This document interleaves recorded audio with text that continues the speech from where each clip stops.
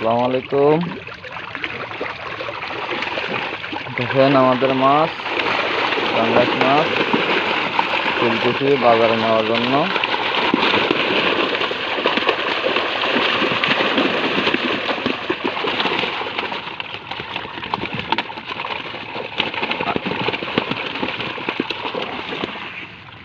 দেখেন কালকে বড়ি এগুলো ধরা হয়েছে, কালকে দিনে এখন বাজারে নেওয়া হচ্ছে। হাতে তুলো নলে যেত না। একটা করে ক্যারেটে হাতে লো, ক্যারেটের মধ্যে হাতে লো একটা করে সারাতে ধরো।